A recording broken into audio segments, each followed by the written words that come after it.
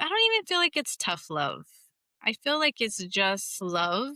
And I feel like we've had as a society not gone soft, but like we're more aware of like people's feelings and things like that. And I think that that desensitized a lot of the issues that we face and how people approach it.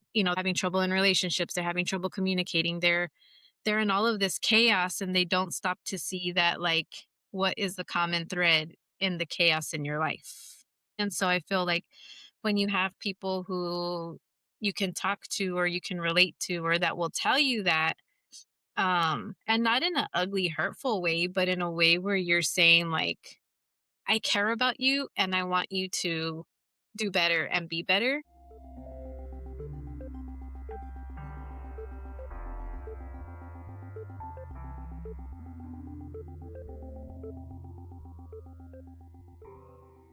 Hey guys, welcome back to another episode of Talking About It. I'm Ashley, and I know I talk a lot about how healing isn't linear and how it looks different for everybody. I like to think that we will find our way, right? Like whenever we're in the healing process, we will find our way. But you have to take those first steps. It doesn't help that we've been programmed our entire lives to think that mental health isn't a real issue, that asking for help makes you weak, and that healing has to be done a certain way, whether it's medication, with therapy, with this, with that. It's different for everybody, it's a combination of things. And so, what we are trying to do here, for those of you who are new with talking about it, is just break that stigma, create a space where people can share their stories so that you can see you're not alone in the healing. Today's conversation, I am very excited for. We are speaking with Yvette, the tattoo honey. She is using her art as more than creativity, as a way to heal, process, and help others do the same. And I'm just going to get straight into it. So, welcome to the show, Yvette. Thank you so much for taking the time today to come on. Yeah, thank you for having me, Ashley. We have so much to put out, as far as the things that you have going on coming up. But I just saw you on our Theo's podcast, the Buzz podcast. Shout out to Cujo, um, Mhm. out there, and that was a great interview. I thought we just got to see like a full picture of you, and seeing a couple of the clips, I was like, oh my gosh, this woman is Oh, amazing. I gotta have her on. thank you. I want to just jump right into. I heard you talk about avoidance and facing things. Like the only way really to move forward is to face the things that are holding you back. Can you just Yeah. go into that a little bit? Yeah, there's a lot of I feel like that's easier for a lot of people just to ignore the situation or the problems, the conflicts that we face in life. Um I know it's been easy for me at times and I kind of just, don't pay attention. I'm a firm believer in God.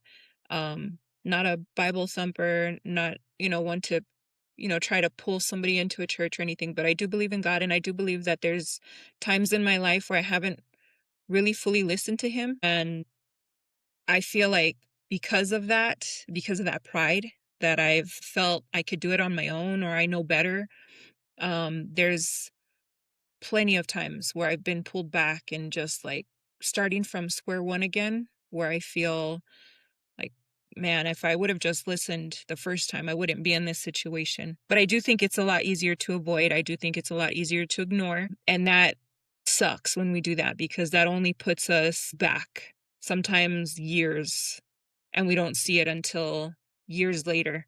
Like how you were Yeah. mentioning right now with, I feel the same way. I feel the same way.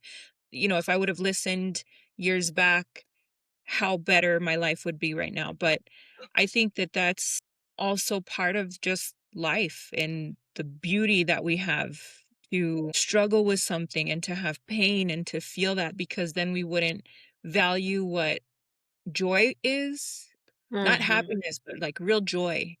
just admiring certain things and being able to sit in our bed at night and have healthy kids, a roof over our head, a loving spouse, just the simple things that people overlook all the time. If we didn't have that struggle and pain, we would not be able to appreciate those things that they might seem small, but they're really not. They're huge at the Yeah, end of the day. for sure. And I think too, it all comes down to when you're ready, right? Like when you're ready to heal. Like we might have listened to the stuff back then, or I might have started medication back then, and my path might have been clear forward.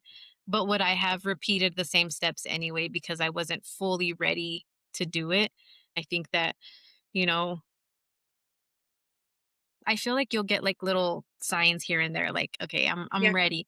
And then you start it and then you're like, oh, you kind of back off of it. You're like, this is gonna be hard. And like if you keep coming back to it, then you know that there is something in you that really wants to change. And if you're feeling that along the path, like along the line just daily, know that you don't have to hit rock bottom in order to get help.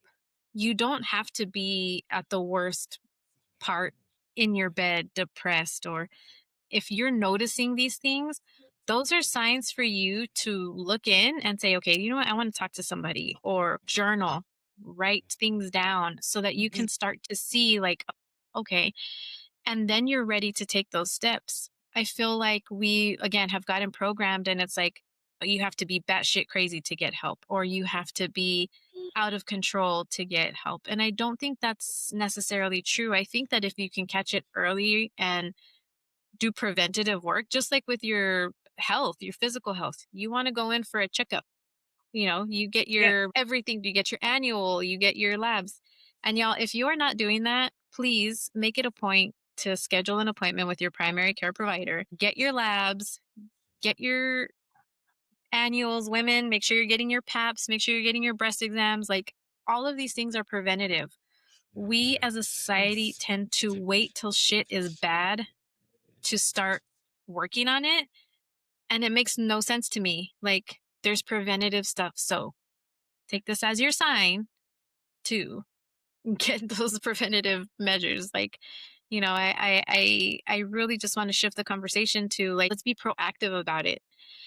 I'm speaking for myself. I'm 40. I said I was 46 on the last episode. My husband's like, "You are not 46." I was like, "No, I'm 45. You're right." But Oh, you do the I, same thing I do. I round up. I say I'm 35. Right now I'm 34, but it's I no mean, I feel different. like once you're at a point, it's just like, all right. Yeah. Once you hit those Mhm. milestones, you're like, all right, I'm at the next. It's like if it's 9:50, it's 10 o'clock. Yeah, And exactly. when I was younger, I used to get so mad at my parents for doing that. I'm like, it's not 10 o'clock. Now I'm like, I get it. We're just trying to get this fucking day over. Yeah. Get it done with. But Yeah. yeah. So Yvette, also let's kind of get in a little bit to the your healing and using art and finding art as a medium to heal. What is healing like for you? Um, I I do feel that it's in my DNA, like the artistic, aspect. I've always had that. My family, it's something that I appreciate that God gave me as a gift. If I could paint all day, I would. Like I don't have to eat. That I mean, that's not healthy either, but that's how much I love to do it. I can Mm, get indulged in a painting and just forget about everything for that time being. But tattooing, it's very therapeutic for me also to get them and to give them because I'm like you in the sense where I want to see people happy, I want to see people healing, I want to help people. And sometimes with the tattoos that people get, that's exactly what they're trying to get is healing in some, a different form of it. It makes you when you're getting a tattoo, it puts you in the present. Like, you can't focus on anything else, you're there and you feel the pain, so you're in the present. So that's one of the things that kind of is grounding in the moment. Like you said, I absolutely love how you said that healing looks different for everybody because people that don't have tattoos won't understand that. But there's a lot of people that when, they get a tattoo, it's therapy. They come in my chair and they talk to me about all kinds of different problems and me too. I open up about a lot of the stuff that I've been through. And it's healing just to talk to Yeah. somebody, talk to somebody that is not family, more like a neutral mindset, Mhm. just to kind of give you clarity, like, hey, you're not crazy. Like, I've been through that shit too. It's different for everybody. I remember when I was going through my last divorce, I had such speaking on panic attacks. I had a major panic attack this one morning. I used to be a teacher for the Isleta district, and I had a major panic attack because me and that husband at the time, we actually worked together. And it was really hard because when we would fight, like, we'd go to work together. So it Ugh. was not ideal. So that anyway, our marriage was already, like, at the end. It was hanging on by threads, and I had a major panic attack one morning, and I had to go to work. So when I got there, my breathing was off. The mental manifested into the physical. I Mm. couldn't focus. I was no fucking good to the kids there that day. Yeah. So the nurse ended up telling me, like, you need to go home. You need to go home and just take today off and do what you got to do, but you're no good here. Yeah. So when I left, I went straight to my tattoo studio and I picked a design that nobody had wanted yet, but I thought it was really cool. And I just got myself some Starbucks and I sat there all day and I tattooed myself. And it put me in the present. It kind of just made me think about everything, was able to sit there and my back was hurting. I had to deal with the pain that I was causing myself Yeah. and the pain that it took to bend over in that certain position. But that was how I found my little healing, my Mm. portion of it. Yeah, like you said, it looks different for everybody. And some people might not understand, certain things that we do. For me, that is it. And I know I'm not the only one that sees tattoos like that. I journal from time to time too. I'll use that for maybe a small season where I Yeah. journal and I put things into writing. I know for me, it helps a lot with writing my thoughts when it comes to unforgiveness. Unforgiveness is Mm. something that I struggle with certain individuals. I guess because my loyalty is very much intact, and I feel Yeah. like when people don't give me that same loyalty back, it's hard for me to forget, and it's hard Yeah. for me to forgive. And I'm learning, like right now, I'm learning a lot about boundaries and how you don't have to forget, but it's healthy for yourself to forgive. Yes. And that in itself is very difficult for me. And sometimes I have to write down, like, look, this is what they did to me. This is how it made me feel, but I'm choosing to forgive today. And I have to do that more than one day. Yeah. I have to, it's something that I hate about my character that I can't forgive. I'm right there with you on the loyalty thing. I am such a loyal to a fault, right? And when I started this healing journey and I started creating those boundaries and I started saying like no, like I need to work on me. I need to take care of me. And you start creating those boundaries and then you see people disappear. And you're like, Hmm. "Man, but I was always there for everybody." Like it was me that was like helping you and like without any judgment, without anything. I'm there for you. And when you're in the thick of it and you turn around and you see that they're not there, you're like, "Oh." And not only in the healing, but just in other parts, I'm a very loyal person. Once I have a connection with you and we're on the same wavelength, I'm there for you, whatever it is. Okay, I'm gonna rephrase that because that used to be Ash, right? Whatever it is, whether my mental health came second, I want to make sure you're okay. Fuck that, not no more. Now it's like, okay, I'm gonna help you. I'm loyal to you. I'm here for you, but I'm gonna make sure that I'm okay. I'm protecting myself, and that takes a long time to get to because it's not easy to be the person that was the glue in some aspects of whether it's friendships, family, whatever it is. You're that center person that people are coming to, and then when you're healing, you're like, you're like you just kind of like lose it. And that, to my people out there who are that person and who are the overachievers and who are the ones that are in control of everything and always making the plans and always doing that, like we know that nobody's going to come and save us. So what we're doing for other people, we have to do for ourselves. And that takes work. It takes a lot of care within yourself, you know? And yeah, so good for you. I think that it's such a big step. I'm kind of out of that step already. Like I don't even need to forgive them. I just need to let it go for myself. And some people will say a person's name that did me dirty and Mhm.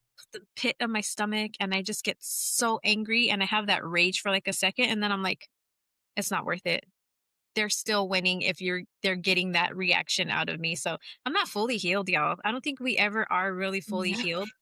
But the fact that I can recognize that, acknowledge it, and then I'm like, okay, reset. I gave them a second of my day today, and that's it. And with the tattooing, it's very interesting that you say that makes you be in the present. I have one tattoo. I started it in my 20s. It's a it started with a kanji, the tranquility symbol on the back of my neck. Fucking Jessica Alba and Honey had a tattoo on the back, and I thought it looked so cool. And I went and I got a kanji symbol. I was like, "Oh, I'm gonna get that." Then I find out this bitch had a fucking henna or something. It wasn't even a real tattoo. Oh, Anyway, he made a design and it was based off of the kanji and I loved it. Well, when I was getting it, I was having a panic attack the entire time. Like I was shaky, I couldn't think. I didn't even feel pain. I was just in full blown panic mode. He was like, "Drink soda," trying to get me and I'm like, "I can't." That fucking tattoo took me almost a year to just get completed. The kanji is on my neck and it's for tranquility because I mhm, wanted that on my neck because it was always something I was trying to find. That was the only thing that I knew I wanted. Well, what Renee ended up designing was two dragonflies and a lotus flower. The more that I'm going through my healing journey and just doing the research for this interview, it made me reflect. mhm, And lotus flowers grow out of mud. They grow out of the ugliest circumstances and they mm. bloom. Yeah, Just the lotus flower and the symbolism and then like seeing myself where I am right now, like it was just full yeah, circle. And so the work that you do, Yvette, is very important. If you have a tattoo artist that is going to do it right, like it's been 25 years probably since I got this tattoo. If it's done the right way, it's going to mean something for you. the placement matters a lot when people are deciding where to put stuff. It might just have been I mean, that story about it's true. The lotus flower, it grows from like the muck.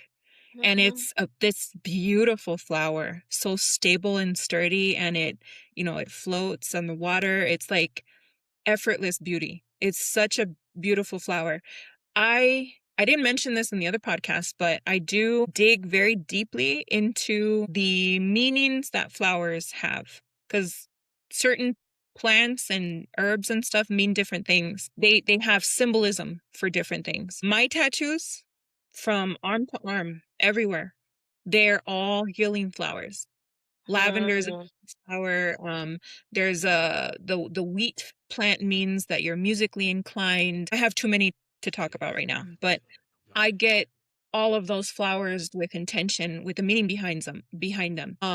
And it's funny that you said that because the story that I was telling you right now, where you were saying you didn't know fully what it meant, and then later you found out what it meant, and you received that meaning. Whether your tattoo artist knew what he was doing or not.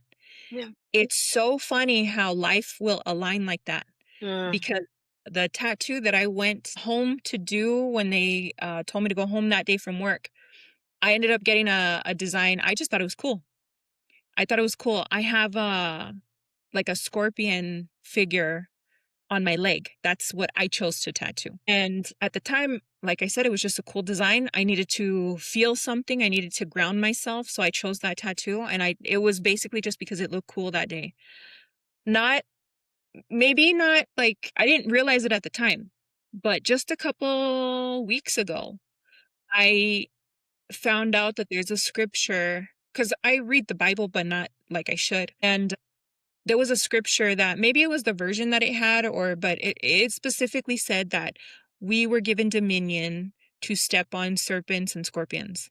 And the image I have on my leg is a scorpion. It's like a scorpion lady.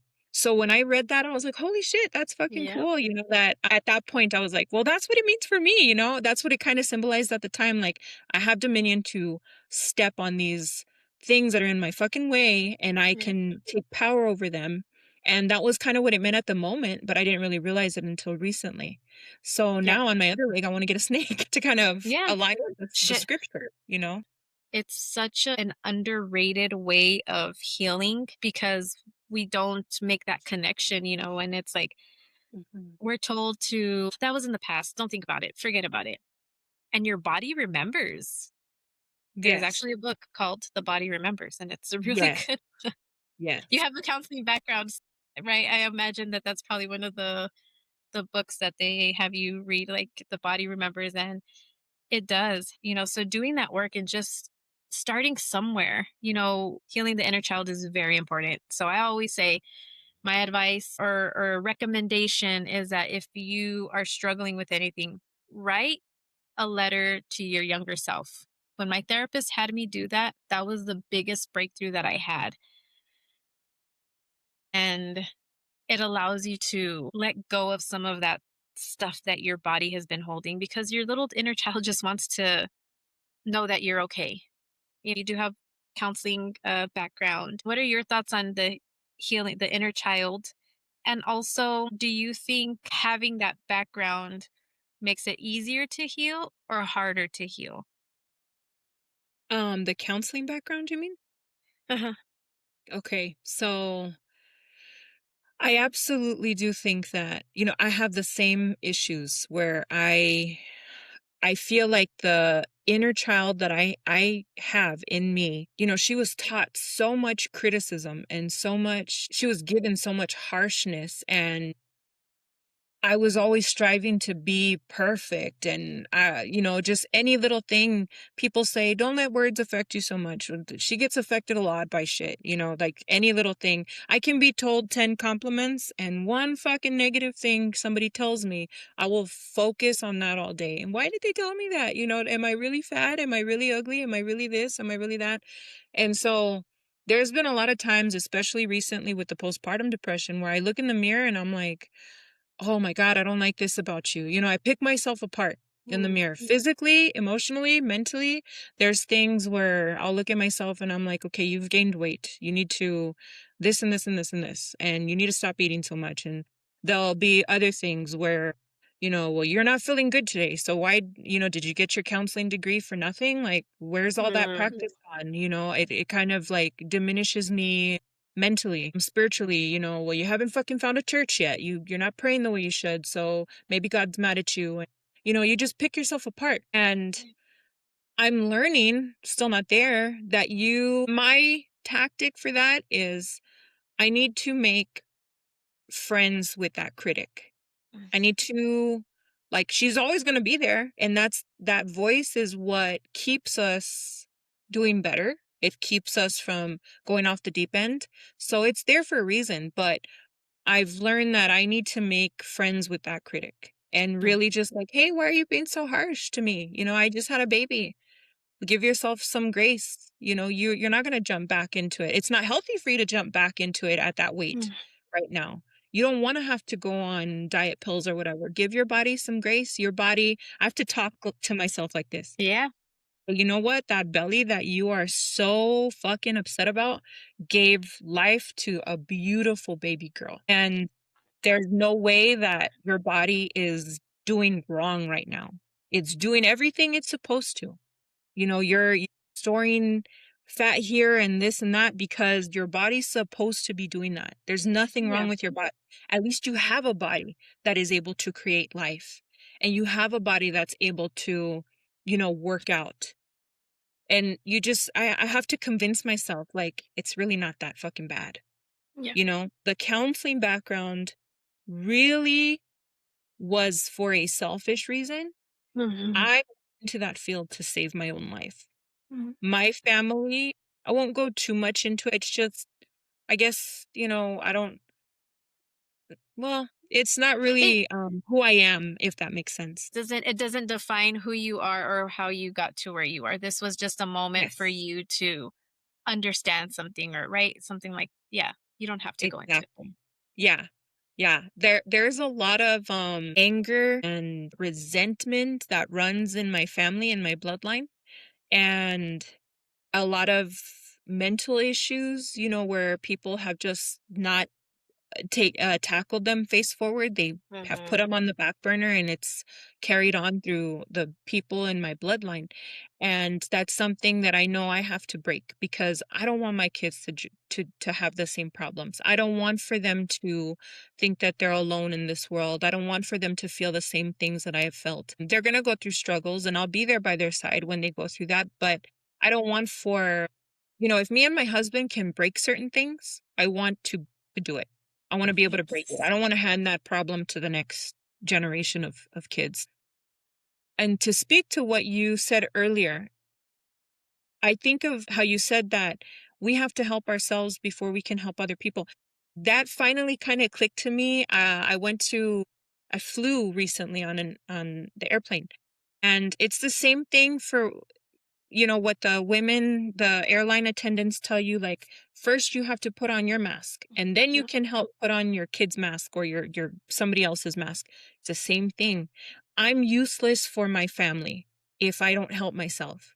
If I just keep helping them and keep trying to make sure they eat, they're okay, their wounds are taken care of, then I'm not doing any good, because I have to lead by example. Your kids Mhm. are always watching you. They're always watching, and they're going to mimic the habits that we have. If we're not Yes. working out, if we're not eating right, if we're not going to therapy, if we're not praying, they watch all of that.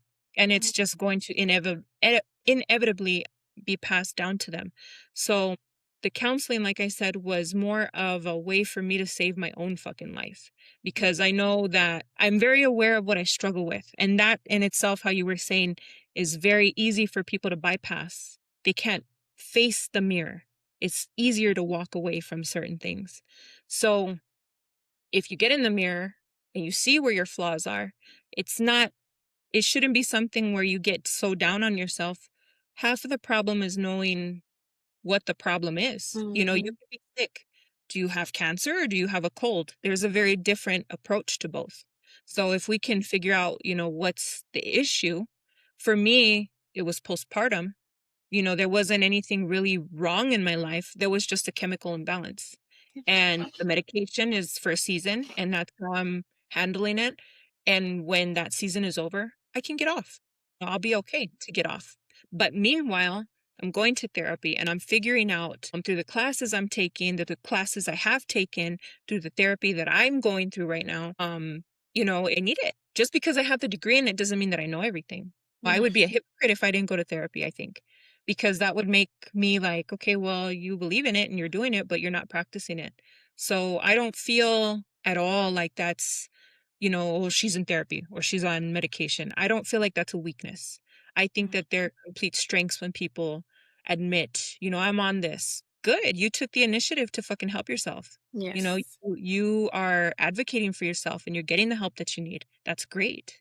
I trust that more than, "No, I'm okay, I don't need no medication, I don't need no therapy." For me, I that's went a to red school for this. I went to school for this. I know everything. I'm good. Yeah. no. No. Yeah. No, I hear you on that. And I think that, just us being about 10 years apart, my point to women younger than my age group are kind of getting it a little bit faster than we did, right? And I Mhm, am so happy for that. I think that it's very important that our struggle, even if we're not really talking about it a lot, is still helping the younger women. Now we see conversations on perimenopause.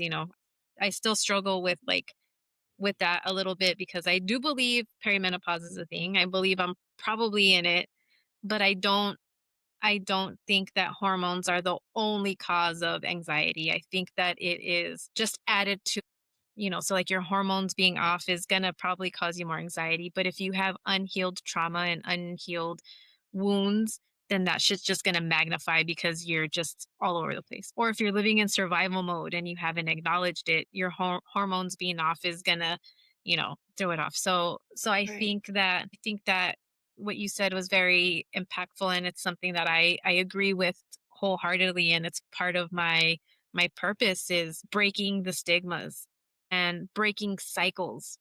I had trauma as a child. My trauma comes from childhood, very young age, first panic attacks at 6 years old. That now I know were panic attacks, back then we didn't. And Mhm. I think that what you said, when me and my husband decided that we were going to get married and go for it, because I always said if I'm going to get married, it's going to be like one time. I'm not going to do this over again. And for us, it just happened that I found a partner who was, I think we were just really both young, and we wanted that one common thread was we both came from divorced families. We both came from circumstances that when we decided that we were going to have kids was like we're going to do it differently regardless of what it was. And Mhm. finding a partner that was able to grow with me, like we grew with each other, I think has helped, right? We're going on, I get this wrong every time. I think 18 years, 17 or 18. We're Wow. somewhere around that married, Yeah. and about 20 years. And I know that that's not common so much anymore. No. And, I think that, again, there's that word intention. We went it with the intention of, look, this is gonna take work, and it's we want to break that cycle. And honestly, I don't ever really give myself credit. I don't really, that's something I still struggle with because I'm like you. I see one bad thing. Like, I'm my biggest critic anyway. So like when people I see negative things coming my way from other people, that doesn't, it's kind of like I've said way worse about myself. Mhm. So like whatever they're saying, and I don't give myself enough credit, and that's something that I'm working on right now in therapy, is trying to acknowledge and give myself credit. I will say that I have broken the cycle when it comes to my children, with Good. how they're raised, how they Yeah. approach life, how they are doing things. I'll go through the trauma and everything I had to go through a million times over if it means my children are going to be better off and have a better life. And seeing my daughter, who is 20, having her business, thriving, and just evolving into this creative woman is like, that for me is the reward, right? Seeing my Mhm. son, who is 17 now, finding ways to make money doing what he loves, which is gaming and streaming, and he's making his own money. Like doing that for me is validation. And I always say, like, we don't need external validation, but I do. I Yeah. do. And for me, it's not external as far as what other people think of me.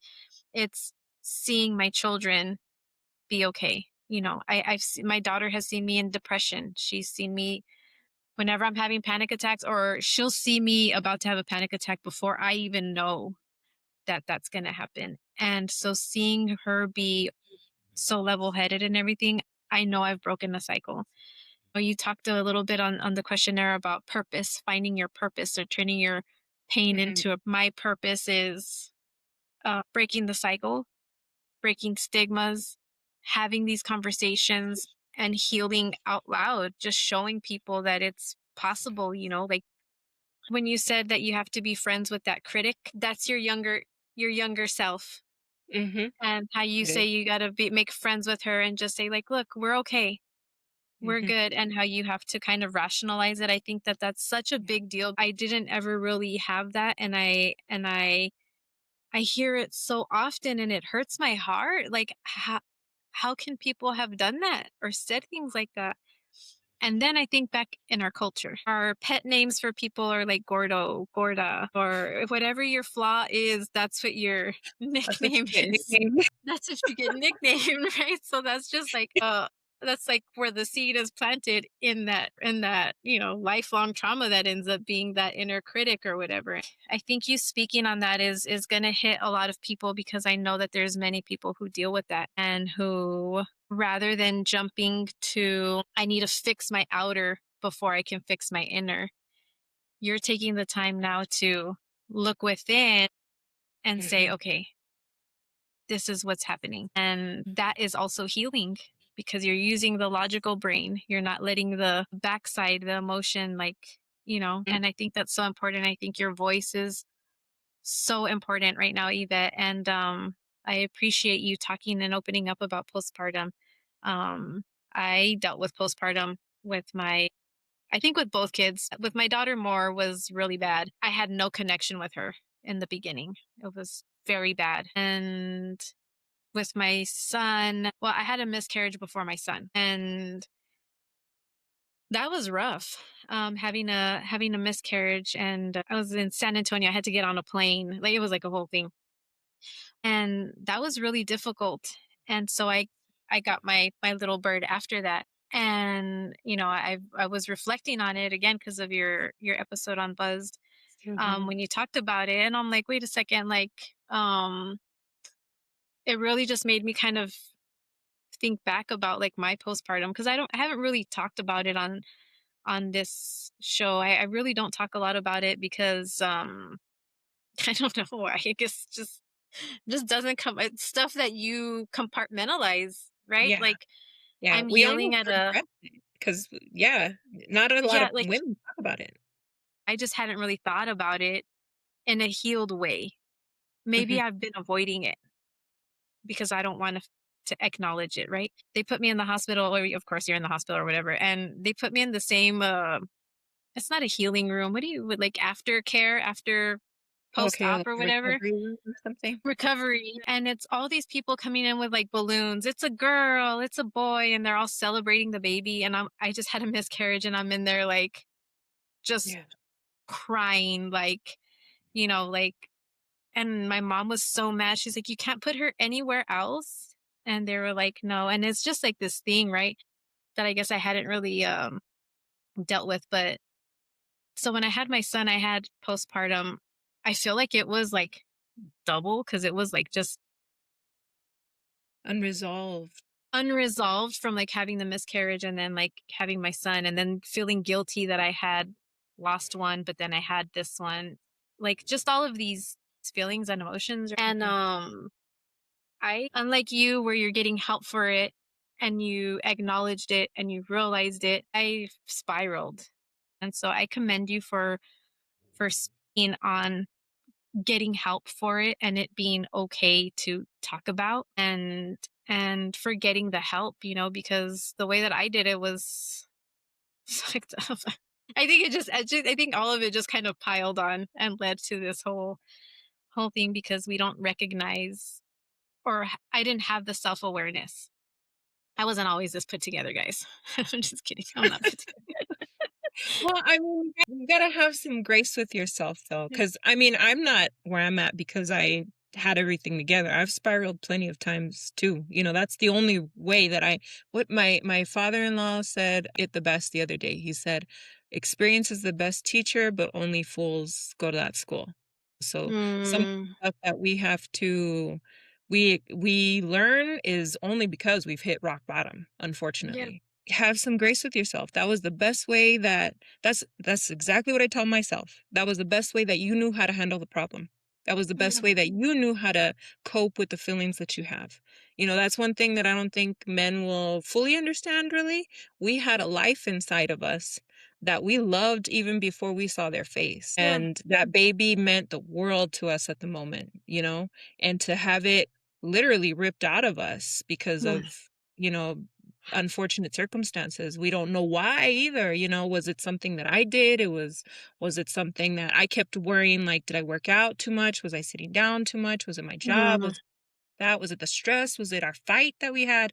You blame yourself for losing this baby and it's you carry guilt, you carry Yes. sadness, you carry a lot of things, a lot of emotions that we don't realize at the moment. And that was a baby that we loved. We're still mourning it. So I get that. Yes. I get that you're sad because of this one and you feel happy. So there's guilt for feeling happy with this one. I don't know why God does certain things. I don't think we ever will, but I'm very every time I look at my daughter, I'm just like I love you. I love you so much. Mhm. I'm so grateful to God that He found me worthy of having your soul in my care.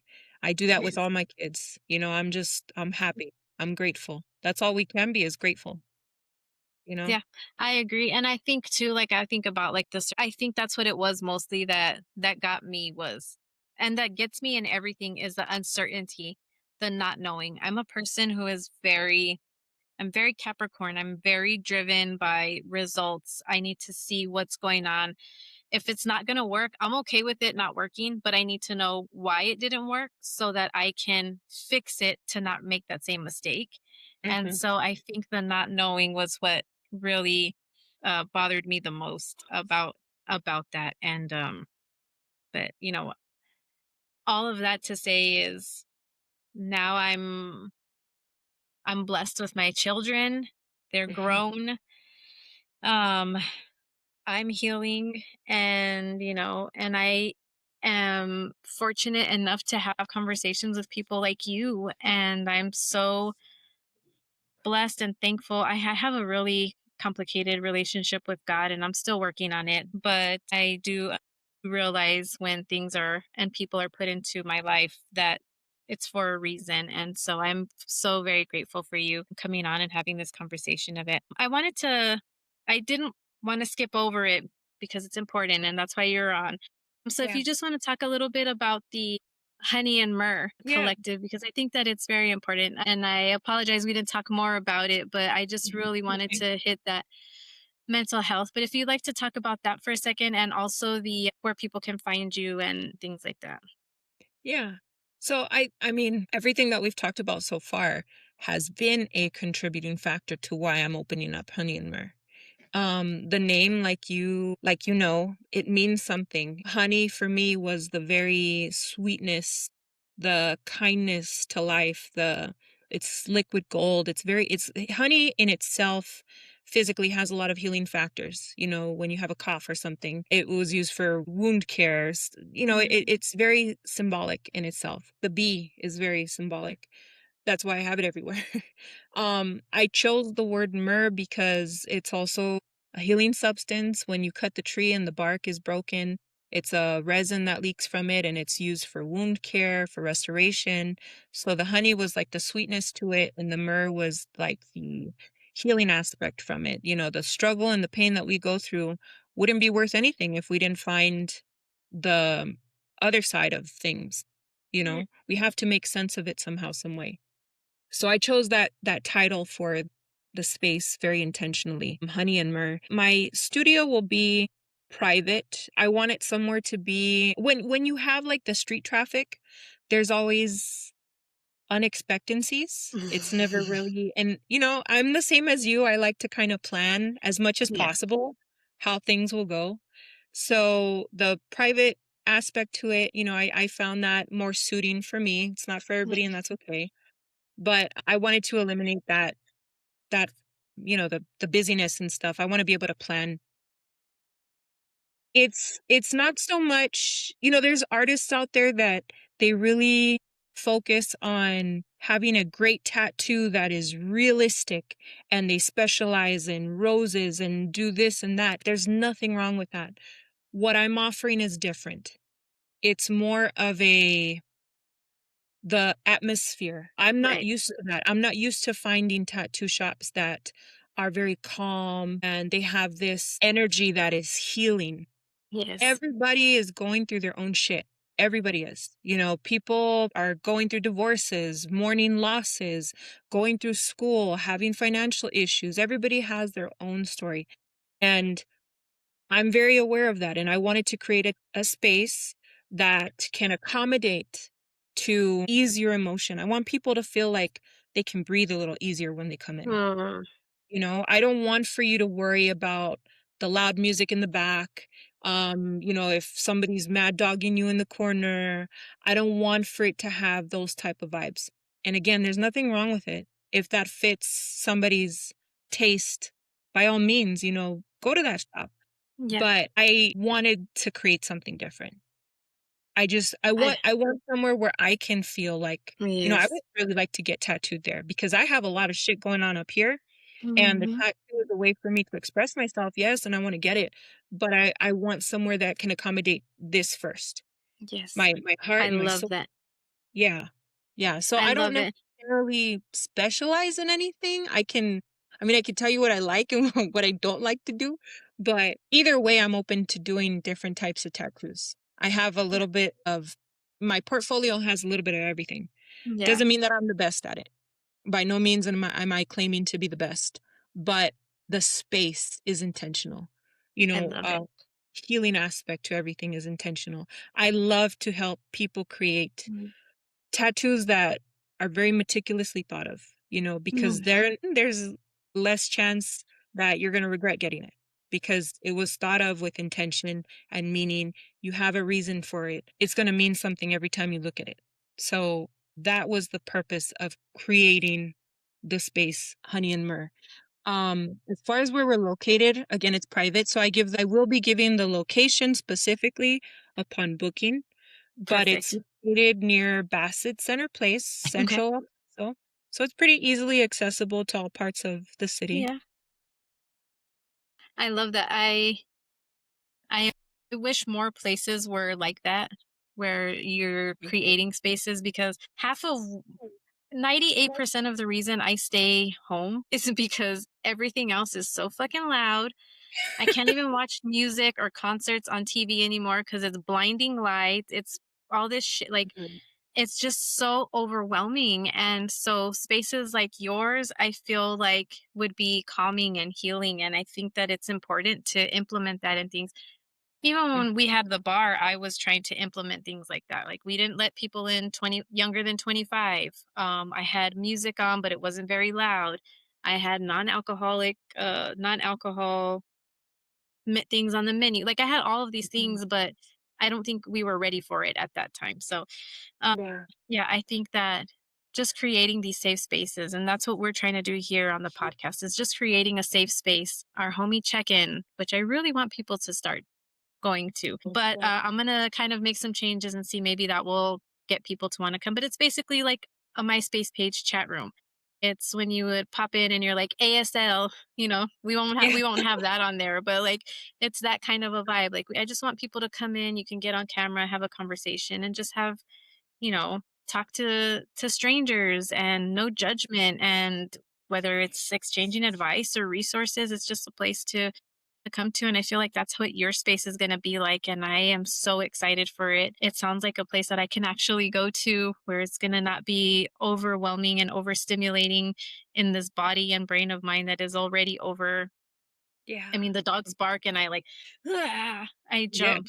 So I thank you for letting us know about the space. And I just wish you all of the success in the world. I know that it's going to come to you because you're doing it from a place that is genuine and authentic and with intention.